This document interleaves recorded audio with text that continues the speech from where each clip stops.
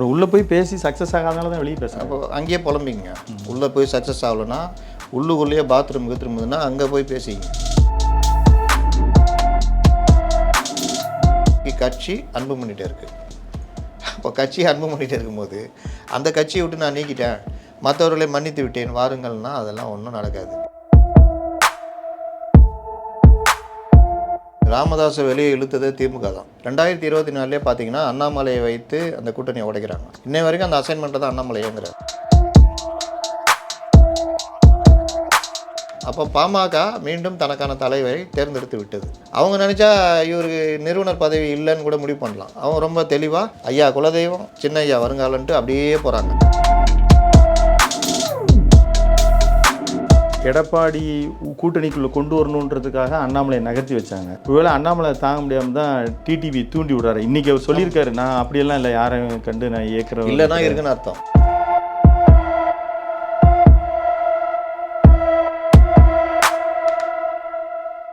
அறந்தமிழ் நேயர்களுக்கு இனிய வணக்கம்.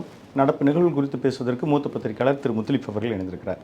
சார் வணக்கம். வணக்கம் சார், இப்போது சற்று நேரத்துக்கு முன்னால் மருத்துவர் ராமதாஸ் ஒரு வியாழக்கிழமையான பத்திரிகையாளர் சந்திப்பார். அதில் டாக்டர் அன்புமணியை அதிரடியாக நீக்கியிருக்கிறார். அதிரடின்னு இப்போ நம்ம எல்லாம் ஃப்ளாஷ் நியூஸ் பார்க்குறோம். ஆனால் நம்ம எதிர்பார்த்தது தான், ஒரு 10 நாளாக இதுதான் நடக்குன்னு. அவர் எனக்கு இதை விட முக்கியமான வேலை இருக்குதுன்னு சொல்லி திரு அன்புமணி கிளம்பி போயிட்டார். அவர் வழக்கறிஞர் பாலு இது எதுவும் எங்களை கட்டுப்படுத்தாதுன்றார். இது ஒரு சாதாரணமாக கடந்து போயிடுமா, இல்லை இது ஏதேனும் ஒரு பாமகவில் ஏதாவது ஒரு மாற்றங்கள் ஏற்படுமா? பாமக அப்படின்னு யார்கிட்ட இருக்குன்றது தான் மேட்ரு. என்னதான் ராமதாஸ் கட்சி ஆரம்பித்து அவர் குலதெய்வமாக இருந்தாலும் எதிர்காலம் அன்புமணி ராமதாஸ் தான். நீங்கள் இப்போ சமீப காலமாக பத்திரிகைகள் மற்றவர்கள் எல்லாருமே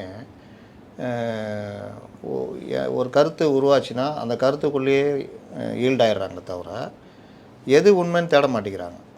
இப்போ ஒரு கட்சி அப்படின்னா கட்சியுடைய நடைமுறை என்ன? இப்போ எடப்பாடிக்கு பார்த்தீங்கன்னா எடப்பாடி தூக்கி போட்டுருவாங்க. செங்கோட்டையை முன்னாடி போனார்ல, செங்கோட்டையை தூக்கி வச்சுருவாங்க, எடப்பாடி தூக்கி போட்டுருவாங்க, ரெட்டையில் பிடிங்கிடுவாங்க. இது மாதிரி அப்போது பத்திரிகையாளர் இந்த மாதிரி துறைக்கு வர்றீங்க, பொதுவாக மெயின்ஸ்ட்ரீம் மீடியாவில் உட்காந்து பேசுகிறீங்க அப்படின்னா அரசியல்வாதிகள் அவர்களுக்கு நாக்கு எப்படி வேணால் பொருளும், அவர்களுடைய ஆதரவுக்கு என்ன வேணால் பேசுவாங்க. நடைமுறை என்னன்றதை தெரிஞ்சுக்கணும்ல. எடப்பாடியை தூக்கி போட்ட முடியுமா? 2000 பொதுக்குழு உறுப்பினர்களால் மாநாடு நடத்தி தேர்ந்தெடுக்கப்பட்ட ஒரு பொதுச் செயலாளரை, தேர்தல் ஆணையம் அங்கீகரித்த ஒரு கட்சியை டக்குன்னு அந்த பொதுச் செயலாளர் தூக்கி போட முடியுமா? அந்த கட்சிக்குள்ளே ஏதாவது நடந்து பிரளயம் ஏற்பட்டால் தான் தூக்கி போட முடியும். ஆனால் சொல்கிறத நம்பிக்கிட்டு எல்லோரும் கேள்வி கேட்பாங்க, பேசுவாங்க. அதே மாதிரி தான் நீங்கள் இப்போ செங்கோட்டையன் வெளியில் பேசுனதை கூட பார்த்தீங்கன்னா கட்சியுடைய அமைப்பு சட்ட பிரகாரம் கட்சிக்கு வெளியே பேசுனா தூக்கி போட்டுருவாங்க. ஆனால் அதை எல்லாரும் பேசாமல் எல்லோரும் என்ன சொல்கிறாங்க, என்னங்க சொன்னார், நல்லதானங்க சொன்னார், அவரை போய் நீக்கிட்டாங்கன்றாங்க. இல்லை, அவர் எனக்கு ஒரு விளக்கம் கூட கேட்காமல் நீக்கப்பட்டுட்டார் அப்படின்னு தானே அவர் சொல்கிறார். அது அப்புறம் விளக்கம் கேட்குறதுலாம் அப்புறம் கேட்டுக்குவாங்க. முதல் நடவடிக்கை நீக்கிட்டாங்க. நீங்கள் முதல்ல நீக்கினது காரணம் என்ன? நீங்கள் கட்சிக்குள்ளேருந்து வெளியில் பேசுறது தப்பு இல்லை. அவர் உள்ளே போய் பேசி சக்ஸஸ் ஆகாதனால தான் வெளியே பேசுகிறாங்க. அப்போ அங்கேயே புலம்பிங்க.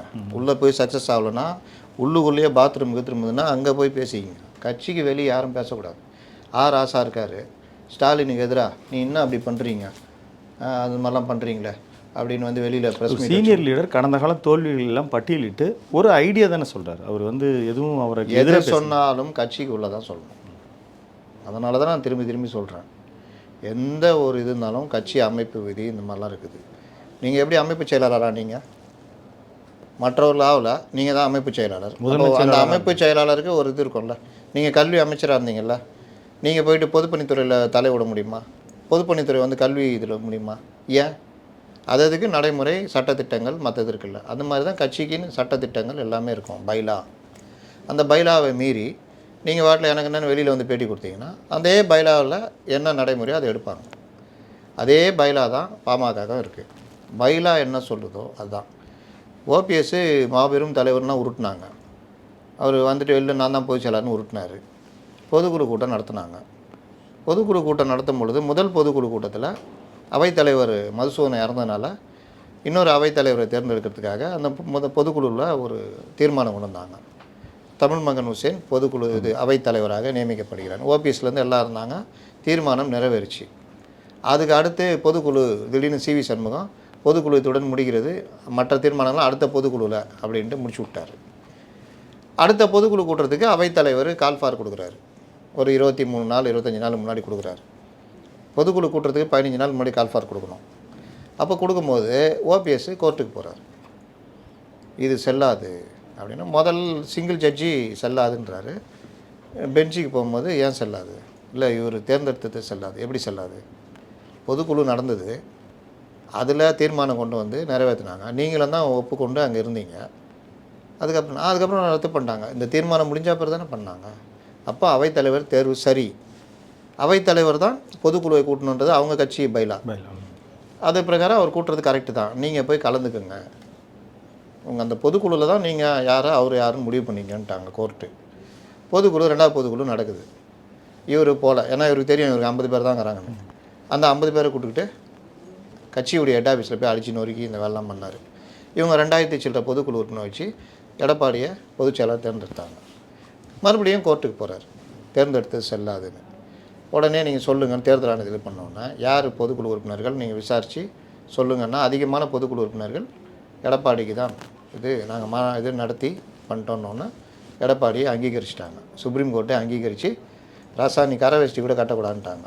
அப்போ இருக்கா இருக்குது. அப்போ இந்த பைலாக்கு எவ்வளோ வேல்யூ இருக்குது.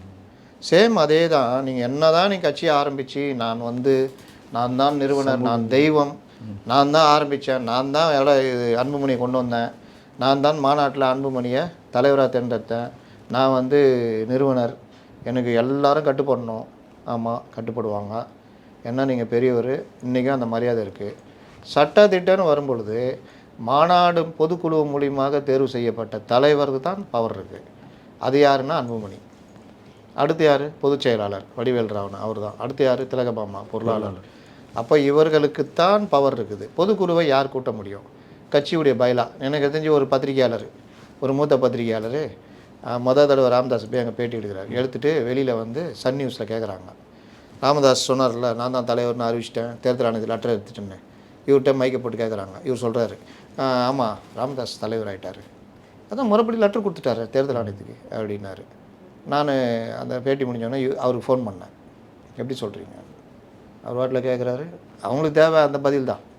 ஏன்னா பாமக உடையணும், ராமதாஸ் கையில் தான் கட்சி போகணுன்னு அவங்களுக்கு தேவை அந்த பதில். நீங்கள் எப்படி சொல்லுவீங்க சொல்லுங்கள். இல்லை அது அவங்க பைலாவில் என்ன இருக்குது, இந்த பைலா என்கிட்ட இருக்குது, படிங்க. அப்போ கட்சியுடைய பொதுக்குழு கூட்டப்பட்டு நிறுவனர் ஆலோசனைப்படி நிர்வாகிகள் நியமிக்கப்படுவார்கள் தானே, அதுதான் பைலா. அதனால தான் அவர் எப்படி சொல்லுவீங்க, பொதுக்குழு கூட்டப்பட்டுனால பொதுக்குழுவை இவர் கூட்டுற அதிகாரம் இவருக்கு இல்லைன்னு ஆகிடுது. பொதுக்குழுவை யார் கூட்டணும்னா பொதுக்குழுவால் தேர்ந்தெடுக்கப்பட்ட நிர்வாகி தான் கூட்ட முடியும். அப்படின்னா யாருன்னா அன்புமணி. பொதுக்குழு கூடி அன்புமணியை தலைவராக தேர்ந்தெடுத்துட்டாங்க. 3 வருஷம் முடிஞ்சிச்சு, அதனால் அன்புமணி தலைவர் இல்லை அப்படின்னு ராமதாஸ் சொல்கிறாரு. குழந்தைத்தனமான வாதம். ஏன்னா அன்புமணி தலைவராக இல்லைன்றதையும் அடுத்த பொதுக்குழு தான் முடிவு பண்ணும். இந்த தடவை பொதுக்குழுவில் வடிவேல் ராவணன் இல்லை வழக்கறிஞர் பாலு தலைவர், இதுக்கு இப்போ பொதுக்குழு ஒப்புதல் கொடுக்கணும்னா ஒப்புதல் கொடுத்துட்டாங்கன்னா அதோட அன்புமணியுடைய தலைவர் பதவி போயிடும். இல்லை ஐயா ராமதாஸ் தான் தலைவர் அப்படின்னு பொதுக்குழு ஒத்துக்குச்சின்னா ராமதாஸ் தான் தலைவர். இங்கே அவரை நியமிக்க முடியாது, அவர் நிறுவனருக்கு அவர் வெளியே தான் இருக்கார். இது ரொம்ப சிம்பிளாக சொல்லணும்னா, ஒரு அப்பா நல்லா சம்பாதிச்சு பெரிய கம்பெனிலாம் கட்டி பெரிய ஆளாகிறாரு. அந்த போர்ட் ஆஃப் டைரக்டர்ஸில் எல்லாம் கூடி சேர்மனாக தான் பையனை கொண்டு வராரு. இவர் ஒரு ஆலோசகர் மாதிரி ஒரு போஸ்டிங்கில் இருக்கிறாரு. நாளைக்கு ஏதாவது முடிவு எடுக்கும் போது போர்ட் ஆஃப் டைரக்டர்ஸ் கூடி சேர்மன் தந்தது, சேர்மனுக்கு தான் பவர் உண்டு. இவர் நான் தானே இந்த கம்பெனியை எஸ்டாப்ளிஷ் பண்ணேன், நான் தானே அவனை இது பண்ணால் அதெல்லாம் இல்லை. பேப்பர் ஒர்க் என்னவோ அதாங்க நிற்கும். அந்த மாதிரி தேர்தல் ஆணையத்தில் உங்களுக்கு என்ன ஒர்க்குன்னா பொதுக்குழு தான் தேர்ந்தெடுக்கணும். அப்போ ராமதாஸ் அன்புமணியை நீக்கினதே செல்லாது. அன்புமணி ஒரு பொதுக்குழு நடத்திட்டார், அதில் பெரும்பாலான பொதுக்குழு உறுப்பினர்கள் கலந்துக்கிட்டாங்க. அவங்க மீண்டும் அன்புமணி தலைவருன்ட்டாங்க. அப்போ பாமக மீண்டும் தனக்கான தலைவரை தேர்ந்தெடுத்து விட்டது. அவர்கள் ஒர்க் பண்ணுறாங்க. அவங்க நினச்சா இவருக்கு நிறுவனர் பதவி இல்லைன்னு கூட முடிவு பண்ணலாம். அவங்க ரொம்ப தெளிவாக ஐயா குலதெய்வம், சின்ன ஐயா வருங்காலன்ட்டு அப்படியே போகிறாங்க. நீ என்ன வேணால் திட்டிக்கோ, நாங்கள் அப்படியே போகிறோம். ஏன்னா அவருக்கு பொதுமக்கள் மத்தியில் ஒரு வேல்யூ இருக்குது. நீங்கள் 2 பேரும் மோதும் போது அது ஸ்ப்ளிட் ஆகும்ல. இல்லை இப்போ இவர் தேர்தல் ஒரு பிரச்சாரத்துக்கு போகும்போது இப்போ அன்புமணி ராமதாஸ் எதிர்க்கட்சிகள் பேசுவதை மிக அதிகமான ஒரு தரக்குறைவான வார்த்தைகளை அவர் டாக்டர் ராமதாஸ் தான் யூஸ் பண்ணுறாரு, அவங்க ஒன்றும் தெரியல அந்த இல்லைங்க மாதிரி. அவர் எப்படி அப்போ ஆயிட்டாருன்னா இந்த பிரச்சாரம் வந்து இவரே பாமகவை ஒரு அழிப்பதற்கு ஒரு அவர் எப்படி ஆயிட்டாருன்னா கொஞ்சம் வயசான தந்தைக்கு என்ன கோவம் வருமோ தாத்தாவுக்கு எப்படி இருப்பாங்க அந்த அந்த கோவத்தில் தான் அவர் அணுகிறார் கட்சியும் சரி ப்ரெஸ் மீட்லேயும் சரி. இந்த இடத்துல வெகு நிதானமாக அன்புமணி நகர்ந்து போய்கிட்டே இருக்கார். இவர் ரொம்ப இதுவாக போகிறாரு. இதில் இப்போ 2வது மனைவி புகைப்படம்லாம் வெளியானவுன்னா இன்னும் கொஞ்சம் அவருடைய அந்த இதில் வந்து ஒரு சர்க்கிள் ஏற்பட்டிருக்கு.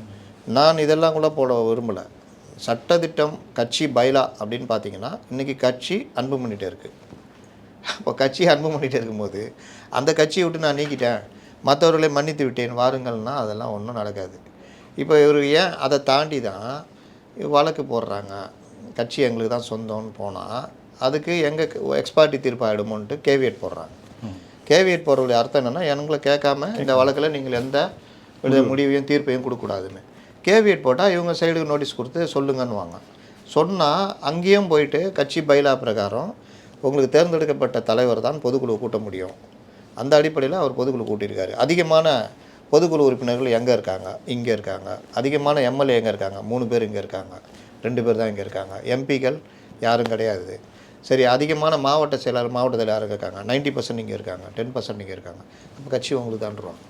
ஷிண்டேக்கு நடந்ததா? ஷிண்டேக்கு நடந்தது, எல்லாருக்குமே நடக்கும். இப்போ இந்த மாதிரி இப்போ ஒரு டாக்டர் ராமதாஸ் அவர் தான் முதல்ல வந்து பல விஷயங்களை சுட்டி காட்டுவார், அப்படி ஆக்டிவாக இருப்பார். அந்த மாதிரி பார்த்துட்டு இருந்த அவர் இப்போ ஒரு புலம்பல் அரசியலாக இருந்து அடுத்து அவருடைய ஒரு அரசியல் நிலை எப்படி ஆகும்னு நினைக்கிறீங்க? ராமதாஸை வெளியே இழுத்ததே திமுக தான். நீங்கள் அவங்க வந்து 2024 பார்த்தீங்கன்னா அண்ணாமலையை வைத்து அந்த கூட்டணியை உடைக்கிறாங்க. அண்ணாமலைக்கு பெரிய அசைன்மெண்ட்டு. இன்னை வரைக்கும் அந்த அசைன்மெண்ட்டை தான் அண்ணாமலை ஏங்குறாரு. அதனால தான் செங்கோட்டையன் திமுக அண்ணாமலைக்கு அசைன்மெண்ட் கொடுக்குறாங்க சொல்லுவாங்க. இன்னை வரைக்கும் நடக்குது. அது அவங்களாம் மறுக்கவே முடியாது, மறுக்கவும் இல்லை அவர். ஏன்னு சொல்கிறேன்னா ஒரு கட்சி கூட்டணினா கூட்டணி தலைவர்கள் அந்த கூட்டணி தர்மத்தோடு இயங்குவாங்க. கூட்டணி தர்மத்தை தாண்டி அடிமைத்தனமாக இயங்குறதையும் பார்க்குறோம். உதாரணம் என்ன, தோழமை கட்சிகள் திருமாவளவன், சிபிஎம், சிபிஐலாம் திமுகலே சேண்டாப்பில் வரலாம். அவர் பார்த்தீங்கன்னா நீங்கள் அந்த தூய்மை பணியாளர் போராட்டம் இருக்கட்டும், எது வேணா இருக்கட்டும், தூய்மை பணியாளர் போராட்டம் இவர் என்ன சொன்னார்? பணி நிரந்தரமே பண்ணக்கூடாது, பண்ணால் அவன் இதாகிடுவான், அங்கேயே இருந்துருவான், அந்த அப்பன் புள்ளெல்லாம் அப்படியே இருப்பான்னு வினோத விளக்கெல்லாம் கொடுத்தாரு. விஜய் இவருடைய தலைவராக ஏற்றிருக்கிற அம்பேத்கருடைய விழாவில் கலந்துக்கிறதுக்கு என்ன அது புத்தக வெளியீட்டு விழா ஒரு நிறுவனம் நடத்துது. இவர் வெளியிட போகிறார், விஜய் வாங்க போகிறாரு. இது நான் கலந்துக்கிட்டால் என்ன பெரிய ஒரு கூட்டணியில் உடைய போகுது. ஆனால் நீங்கள் போகக்கூடாதுன்றாங்க, போகல.